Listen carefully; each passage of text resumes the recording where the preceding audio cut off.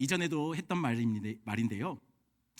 저희 아내는 저희 아이들에게 어렸을 때부터 가르친 것, 훈련시킨 것이 있습니다. 그건 뭐냐면, 제가 아무리 늦게 들어와도 아이들이 잠들지만 않았다면 우리 아이들은 모두 일단 다 뛰어나와서 저에게 안기고 저에게 허그하고 뽀뽀하고 그러고 들어가야 돼요. 그래서요, 아이들은 제가 현관문 소리 여는 소리만 내도 이미 문이 열리기도 전에 안쪽에서는 그런 소리가 들려요. 아빠다! 하고 우다다다다다 막 뛰어오는 소리가 들려요. 그리고 제가 문을 열고 들어가면 제 앞에 줄 서 있어요. 먼저 안고, 예전에 그랬어요. 지금 말고요. 먼저 와서 이렇게 안기고 뽀뽀하고 그러고 가요. 왜 그럴까요? 그때, 지금 말고 그때는 아이들에게 제가 집에 들어온다는 것은 굉장히 반가운 일이었고 막 달려와서 안겨야 될 그 정도로 호들갑 떨 일이었기 때문입니다. 그런데 아주 가끔은요, 문을 열었는데 조용할 때가 있어요. 애들이 없어서가 아닙니다. 나오긴 나와요.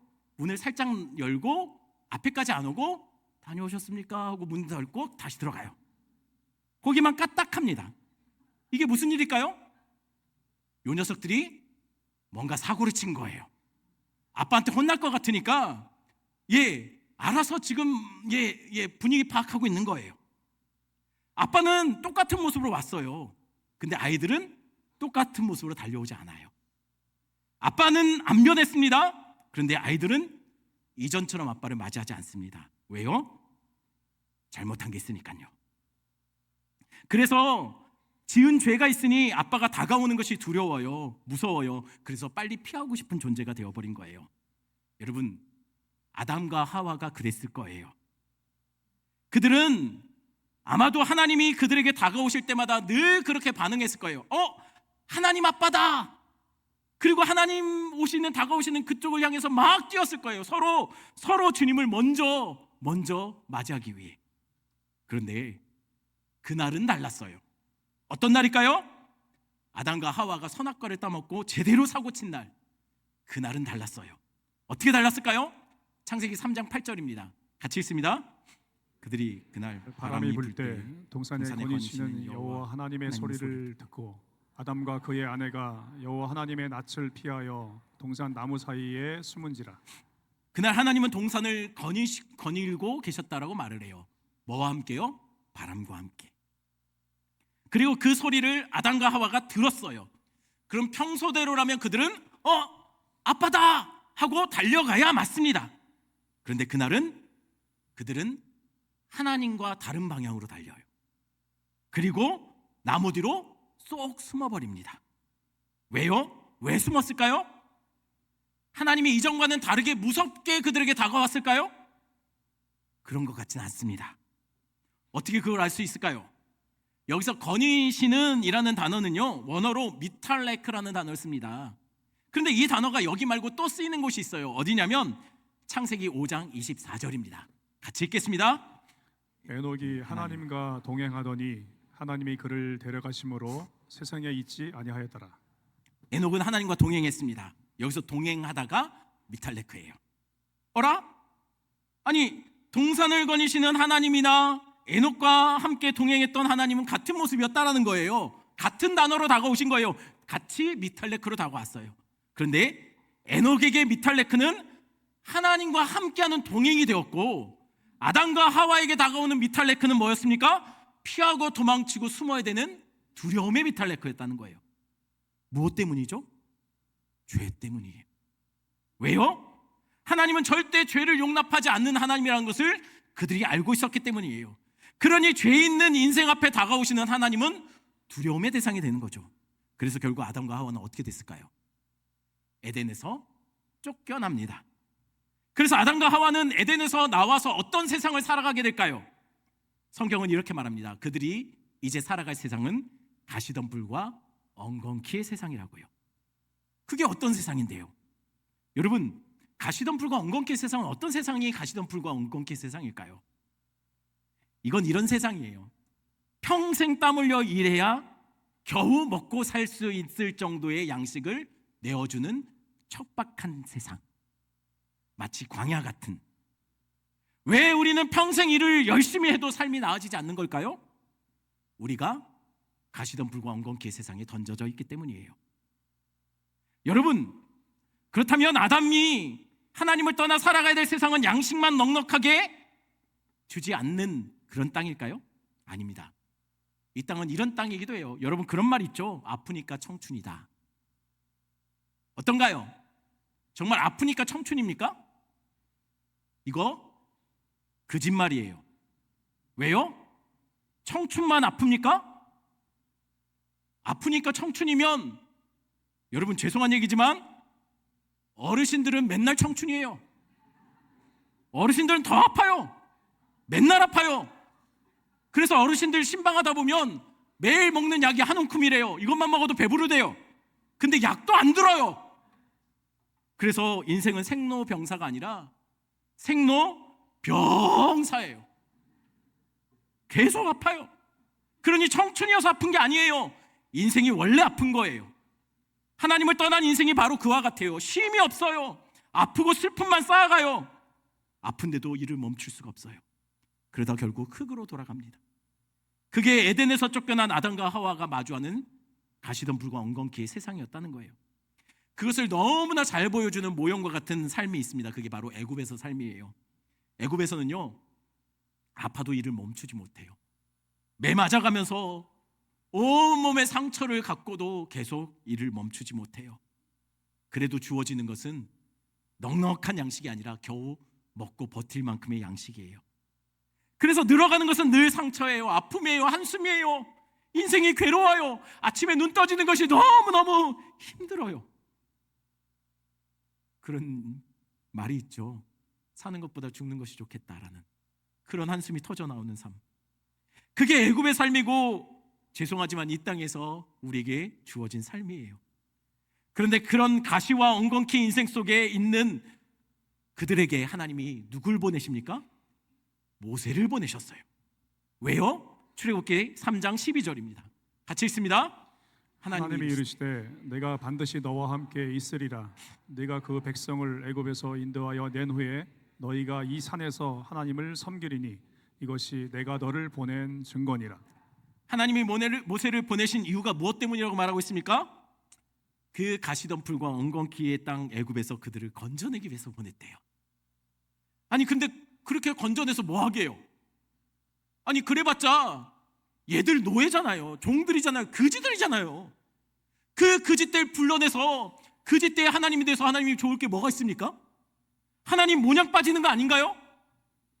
그런데 하나님은 그 거지때 같은 이스라엘을 애굽에서 불러내셔서 이 산까지 데려와 이 산에서 예배하게 하신대요. 하나님을 섬기게 하기 위해서 그들을 거기서 건져내신 거예요. 여러분 기억하셔야 됩니다. 하나님이 예수 그리스도를 이 땅에 보내셨어요. 왜 보내셨을까요? 세상에 종살이하고 있는, 죄에 종살이하고 있는 우리를 건져내기 위해서요. 아니 건져내서 뭐 하게 해요? 우리 아무것도 아니잖아요. 또 건져내셨다 할지라도 우리는 여전히 그 죄의 진흙탕 속에 우리는 또 굴러댈 거 아닙니까? 그러니 우리를 건져내면 뭐 하시려고요? 하나님이 우리로 예배자로 세우길 원하셨대요. 여러분 그런데 문제가 있어요. 무슨 문제입니까? 여러분 우리가 하나님을 예배해도 될까요? 죄로 인해 하나님 앞에 감히 설 수 없는 죄인들, 하나님이 우리를 구원하셨다라고 말은 하지만 늘 똑같은 죄를 반복하는 우리들이 하나님을 예배해도 될까요? 하나님을 아버지라고 불러도 되느냐라는 거예요. 아무렇지도 않게 아무 일도 없었던 것처럼 뻔뻔하게 우리가 예배 자리에 와서 하나님을 아버지라고 찾아도 되냐라는 겁니다. 대학생 때였던 것 같아요. 제가 늘 밤에 기도하는 곳이 있었어요. 그날도 평소처럼 기도하러 그 교회에 들어갔습니다. 근데 기도 중에 갑자기 그런 생각이 드는 겁니다. 내가 정말 하나님께 이렇게 기도해도 될까? 왜 갑자기 그런 생각이 들었을까요? 왜냐하면 제가 그날 매번 쳇바퀴 돌듯이 늘 똑같은 죄를 짓고 똑같은 회개를 기도를 하고 있는 거예요. 제가 늘 했던 기도, 늘 하나님 이 죄를 용서해 달라고 했던 기도를 매일매일 와서 똑같이 하고 있어요. 안 변하는 거예요. 정직하게 말하면 제가 그 죄를 떠날 마음이 없었나 봐요. 그 죄가 너무 달콤했나 봐요. 그래서 똑같은 회개를 하고 또 뻔뻔하게 용서함심 믿고 기도의 자리에서 일어나 또 죄 짓는 일상으로 돌아갈 것 같아요. 그래서 그날 기도 중에 이런 생각이 드는 겁니다. 하나님, 이런 내가 예배도 됩니까? 내 안에 하나님 없는 것 같아요. 그런데 내가 정말 하나님께 나와서 하나님을 아버지라고 불러도 되겠습니까? 정말 내가 하나님 백성 맞습니까? 그 뒤로 갑자기 예배 때마다 예배 자리에 서는 게 내가 너무 죄송스럽고 너무 뻔뻔하고 너무 부끄럽고 너무 죄스러운 거예요. 내가 이래도 되나? 여러분, 그러니 이스라엘 어땠을까요? 그들 400년 동안 애굽에 살면서 우상 섬겼어요.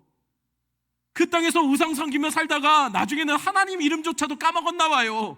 그래서 모세가 물어보잖아요. 당신 누구십니까? 내가 당신은 누구라고 말해야 될까요? 그러니 모세가 와서 하나님이 너희들을 이 땅에서 내보내라 한다. 같이 가자. 우리 예배하러 같이 가자 라고 말하면 이스라엘 백성들 그런 생각 들지 않았을까요? 평생 우상만 섬기고 있다. 누군지도 몰랐던 까맣게 잃었던 하나님이 예배자로 나오라니 우리가 그래도 될까? 온통 우상과 더러움에 뒹굴어 살던 우리가 아무 일도 없었던 것처럼 하나님 앞에 나와 하나님을 아버지로 찾고 하나님께 예배도 될까? 하나님, 우리가 정말 그래도 됩니까? 라고 묻지 않았을까요? 이것에 대한 하나님의 대답은 너무 분명합니다. 그래도 된다는 거예요. 하나님은 그래서 모세를 보내셨어요. 그리고 그 보증으로 보여주신 것이 있어요. 그게 뭡니까? 12절 하반절 같이 봅니다. 같이 있습니다. 너희가 이 산에서 하나님을 섬기리니 이것이 내가 너를 보낸 증거니라. 하나님이 모세를 애굽에 보내주시면서 보여주신 것이 있어요. 내가 너희를 보냈다. 너희를 건지기 원한다. 그리고 나와 함께 예배하자. 이게 그것에 대한 증거로 보여주신 것이 바로 뭐냐면 바로 이겁니다. 불타는 떨기나무예요. 아니, 어떻게 이것이 하나님이 이스라엘을 예배자로 부르신 것에 대한 약속의 확증일까요? 증거일까요? 여러분, 원래 떨기나무는요, 광야에서 가장 불이 잘 붙는 나무예요. 이 나무는요, 건조한 이곳에 이렇게 바람만 불다가 보면 나무 가지들끼리 서로 부벼지면서 스스로 불이 나기도 한대요. 그 정도로 불에 잘 타는 나무가 떨기나무입니다. 그런데 여러분, 광야에 이 떨기나무에 불이 붙는 것은 신기한 게 아니에요. 그럴 수 있어요. 근데 모세가 본 떨기나무는 신기하게도 이것과 같지 않았어요. 뭐가 달랐을까요? 그 나무에는 불이 붙었지만 타지 않아요. 나무가 소멸되지 않아요. 이게 어찌된 일일까요? 이게 약속이에요. 하나님이 그들을 불러주신다는 약속입니다. 왜 이게 약속이죠? 여러분, 여기서 떨기나무는 가시와 엉겅퀴 같은 인생이 되어버린 이스라엘을 말해요. 그런데 그 이스라엘 위에 누가 임했습니까? 하나님의 영, 하나님의 임재의 상징인, 하나님의 심판의 상징인 임재의 불인, 죄를 용납하지 않는 소멸하시는 하나님의 거룩을 상징하는 불이 그 위에 임했어요. 그럼 어떻게 돼야 되면 맞습니까? 죄인들 위에 하나님 임하시면 어떻게 돼야 되면 맞습니까? 죄인들이 그 하나님의 진노의 불에 의해서 죽어야 맞아요. 어라? 그게 당연한데, 근데 지금 보여주는 이 떨기나무는 어떻습니까? 타지 않아요. 왜요? 하나님이 이렇게 하실 거라는 거예요. 죄인이지만 오라는 거예요. 왜요? 죽지 않는다는 거예요. 내가 너희들의 예배를 받으며 너희와 함께 하겠다는 거예요. 안 죽는다는 거예요. 봐라, 이게 증거다. 불에 안 타졌냐?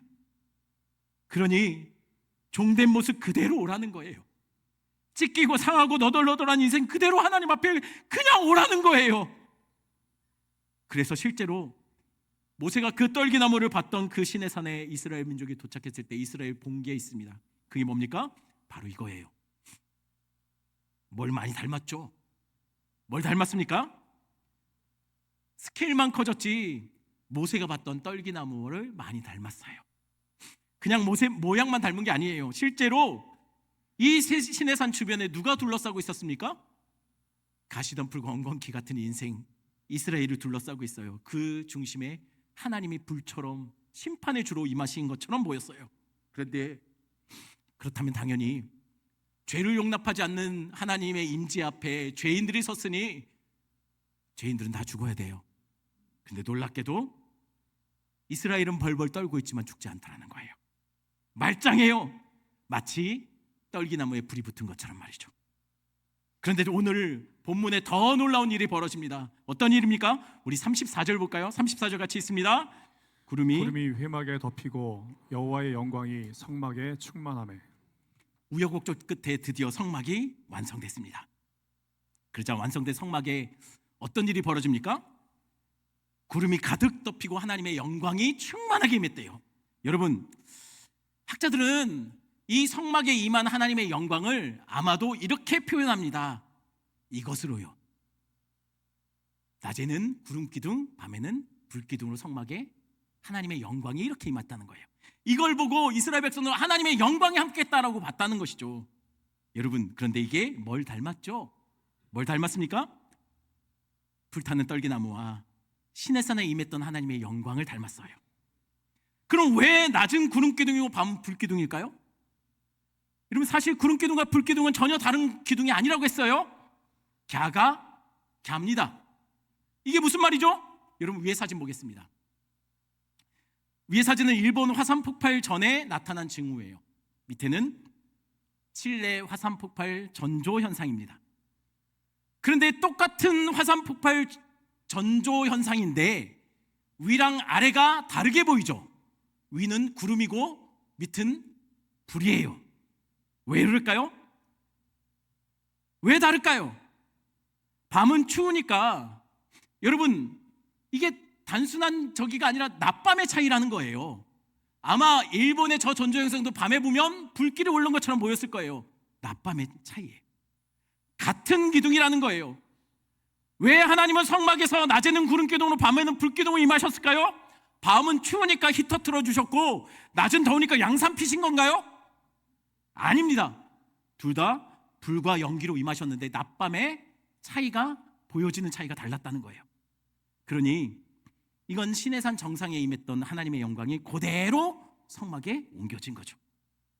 여러분, 그러니 시내산의 영광이 임했을 때 이스라엘 백성도 두려워서 벌벌 떠는 것처럼 이 모습을 보고, 성막에 하나님의 영광이 임한 모습을 보고 백성들 어떻게 반응했을까요? 모세는 이렇게 반응합니다. 35절입니다. 같이 있습니다. 모세가 회막에 들어갈 수 없었으니 이는 구름이 회막 위에 덮이고 여호와의 영광이 성막에 충만함이었으며. 모세도 불과 연기로 충만해진 회막에 감히 들어가지 못했다고 해요. 두려워서, 죽을까 봐, 하나님의 거룩함 앞에 자신이 소멸될까 봐. 이 무섭고 두려운 하나님의 영광이 회막에, 그런데 머물러 있다가 회막에서 이렇게 떠올라서 움직일 때가 있었대요. 그때 이스라엘 백성들은 짐 싸서 그 움직이는 하나님의 영광을 따라가기 시작해요. 그리고 하나님의 영광이 한 곳에 머물면 이스라엘 백성들 거기다 진쳤어요. 그리고 그 회막에 임한 하나님의 영광이 계속 머물러 있으면 그게 몇 날 며칠이고 몇 달이 되더라도 이스라엘 백성들은 거기에 머물렀다는 거예요. 여러분, 이스라엘에게 하나님의 영광은 점점 아담처럼 숨고 피해야 될 두려움으로 오지 않고 점점 에녹처럼 함께 거닐게 되는, 함께 동행하는 미탈레크, 하나님의 따뜻한 동행으로 점점점 바뀌어가고 있더라는 거예요. 여러분, 이건 제자들도 마찬가지예요. 제자들은 십자가 앞에서 누군가는 숨었고 누군가는 도망쳤고 누군가는 예수님을 자신을 부인하면서까지 3번이나 부인한 사람도 있어요. 이 일 때문에 그들은 아마 평생 부끄러움에 살아야 됐을 거예요. 아마 이 일 때문에 예수님 앞에 자신들은 서지도 못했을 거예요. 죄송하고 부끄럽고 주님 앞에 서는 것이 두려워서. 그런데 놀라운 일이 벌어져요. 그들이 모여있던 작은 다락방에 무서워서 바깥에 나가지도 못했던 이 쫄보들이 다락방에 문 걸어 잠고 기도하다 갑자기 거기서 급하고 강한 바람 소리가 들립니다. 그리고 불이 갑자기 혀처럼 갈라지더니 각 사람 위에 임해요. 마치 모세의 떨기나무처럼, 시내산에 임했던 하나님의 임재처럼, 그리고 성막 위에 머물렀던 하나님의 영광처럼 각 사람 위에 불같은 성령이 그 위에 임하더라는 거예요. 여러분, 그렇다면 원래 가시던 풀과 엉겅퀴 같은 인생, 죄인이 하나님이신 성령님이 그 위에 임하게 되면 원래 어떻게 돼야지 정상입니까? 죽어야 돼요. 멸망되어야 돼요. 죄를 용납하지 않는 하나님이 각 사람에게 임했으면 죄인은 죽어야 마땅한다는 거예요. 그게 당연한 거예요. 근데 이날 어떤 일이 벌어집니까? 그들이 죽지 않아요. 걸어 잠겼던 문을 열고 밖으로 튀어나갑니다. 그리고 외쳐요. 예수가 그리스도다. 그분이 사셨다. 그리고 그들이 그 다음부터 어떤 여정을 걸어갑니까? 성령님과 함께하는 여정을 걸어가서 사도행전을 그들이 써내려가더라는 거예요. 여러분, 근데 그렇게 생각할 수 있어요. 이들 이래도 됩니까? 예수님을 그렇게 부인하고 도망쳤던 자들, 배신했던 자들인데, 예수님을 예수님이 믿고 너무 사랑했던 자들이 예수님을 그렇게 매정하게 배신했어요. 베드로는 3번이나 자기를 저주하면서 부인했어요. 그러니 이들이 이렇게 예수의 영이신 성령님과 함께 이 땅을 동행하며 살아도 될까요? 아무 일도 없었던 것처럼 뻔뻔하게 주님 앞에 다시 서서 주님과 동행하고 예배 자리에 나오고 주님을 아버지라고 부르고 그래도 되느냐는 거예요. 여러분, 네, 그래도 됩니다. 예수님이 우리 대신 십자가에서 진노의 모든 불을 다 받아내셨어요. 그리고 그 피로 우리의 부끄러움과 연약함을 다 덮어주셨어요. 그리고 하나님 앞에 아들로 우리를 세워주신 거예요. 그러니 그러셔도 돼요. 여러분, 부끄러운 모습이어도 또 넘어질 건데, 안 봐도 뻔히 또 실패하고 또 반복되는 죄의 습관을 여전히 끊어내지 못할 텐데, 그래도 됩니다. 주님과 함께 동행하고 거닐듯 이 땅을 사셔도 돼요. 에녹처럼 이 땅을 주님과 동행하며 살다가 천국까지 그 여정 이어가셔도 됩니다. 우린 그래도 돼요. 왜요? 여러분, 자녀는 부모에게 원래 그렇게 다 합니다. 자녀들을 가만히 보면은요, 아이들이 부모에게 해주는 게 별로 없어요. 그런데 자녀는 부모에게 뻔뻔하게 밥 때 되면 밥 달라고 해요. 아무리 가만 보니까 우리 집에 저랑 같이 사는 사람이 아무리 컨디션이 안 좋고 그날은 좀 피곤하고 그래도 밥 때 되면 아이들은 밥 달라고 합니다. 뻔뻔하게 해준 것도 없으면서. 그래도 돼요. 원래 자녀들은 그래도 돼요. 해준 거 없어도 부모에게 늘 달라고 해도 그래도 돼요. 왜요? 부모들은 자녀의 존재 그 자체가 기쁨이기 때문이. 그래도 돼요. 출애굽기는 가시와 엉겅퀴 세상에서 던져진 이스라엘 그 애굽의 삶에서부터 시작했습니다. 그리고 오늘 출애굽기가 마무리될 때는 이스라엘 백성과 함께 동행하시기로 그 안에 집 짓고 사시는, 그래서 시작되는 하나님의 영광과 그들의 함께 거니는 장면으로, 이스라엘 모습으로, 그런 모습으로 마무리되고 있습니다. 여러분, 이 동행은 가나안 땅까지 이어질 거예요. 여러분, 우리도 그럴 겁니다. 광야 같은 세상에 성령으로 우리 주님은 우리와 함께 하십니다. 그리고 이 여정은 주님 앞에 설 때까지 이어질 거예요. 여러분, 그러니 기억하십시오. 하나님 우리 아버지 되십니다. 왜냐하면 우리가 예수로 옷 입었거든요. 아시잖아요. 야곱이요, 장제의 축복을 받을 수 있는 자가 아니었어요. 근데 아버지께 어떻게 나갑니까? 장자의 옷을 입고 들어가요. 그러니까는 이삭이 그걸 보고요, 목소리가 아닌데도 장자로 여겨줘 축복해줘요. 여러분, 우리가 예수로 옷 입은 자들이에요. 그런 우리를 주님은 하나님의 아들로 여겨주신다는 거예요. 그러니 이 땅을 주님과 동행하며 거닐듯이 동행하며 사시다가 그 여정 천국까지 이어가시면 됩니다. 그래도 됩니다. 우리 말씀 생각하시면서 우리 찬양하고 기도하겠습니다.